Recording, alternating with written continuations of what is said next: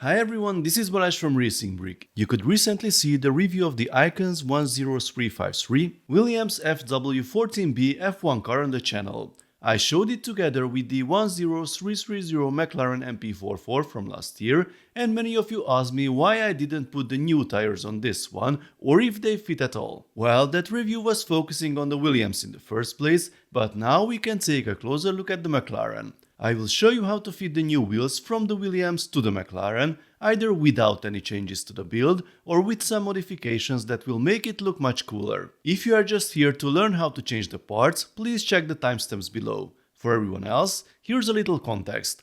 Last year, after the McLaren MP4 was released with the 4 identical wheels, we ran a series of tests to replace the rear ones with a 3D printed variant. This was a proof of concept of what these tires should look like, but actual 3D printed versions became available later on the market. Fortunately, for this year's Williams FW14B release, LEGO decided to upgrade the wheels. We got nice prints on the tires, and the rear ones are also properly sized. So there are a few things I want to discuss today. First of all, how can you get the new tires now and where will you be able to get them in the future?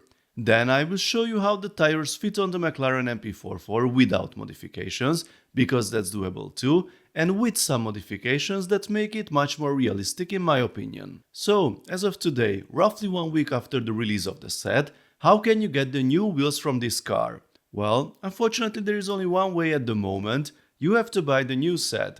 Either buy it on lego.com, as a LEGO Insiders member you get back 5% in points and maybe even a gift with it, or you better check your local retailers. At Amazon Germany, for example, the set is currently available for around 70 euros, but others go as low as 60 euros. It is definitely worth to take a look around. Of course, it would be best to buy the wheels alone, but Bricklink hasn't uploaded the parts list yet, which means that sellers can't list the new parts of the set. When it is uploaded, you will see the parts list here. I am using the McLaren's inventory as an example. You can scroll down, find the wheels. Remember, you will have 2 different entries for the front and rear, and then you can see a list of sellers, their price and country.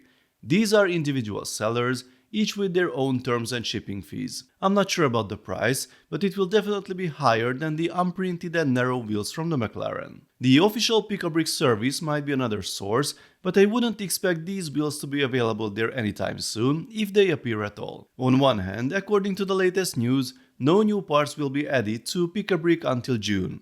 And even if parts from the new sets show up there, these wheels are customized with license prints, and usually those kinds of parts aren't available here. For example, you won't find the wheels from the Speed Champions Formula 1 sets that were released last year in the list. So, if you really want the wheels today, it's best to buy the new set and then you will have a big pile of extra parts, or wait a bit until Bricklink sellers can offer them. And now let's do what you all wanted to see. Let's put these wheels on the McLaren. The front swap is obvious, exactly the same size, so no change is needed. You have 2 options for the rear. You can simply remove the skinny ones, fit the wide wheels and call it a day.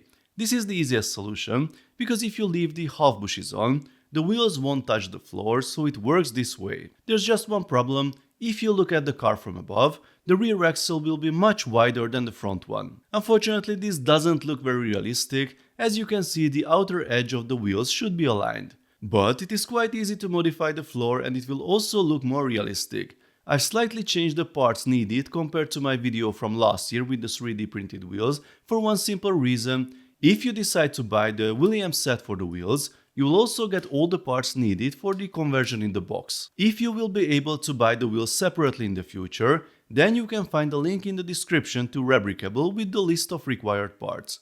So these are the sections and parts I had to remove from the build. These here will be reused, and these are the ones left over. These are the extra pieces required, which, as I said, can all be found in the required quantity in the Williams set. It is best to pre-assemble these parts and then put the entire assembly in place.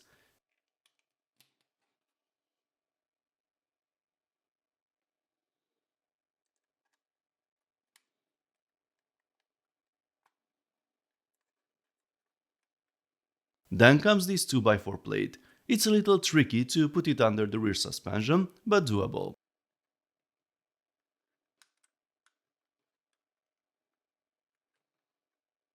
The last two parts are attached to the underside, and then all that's missing are the wider rear wheels.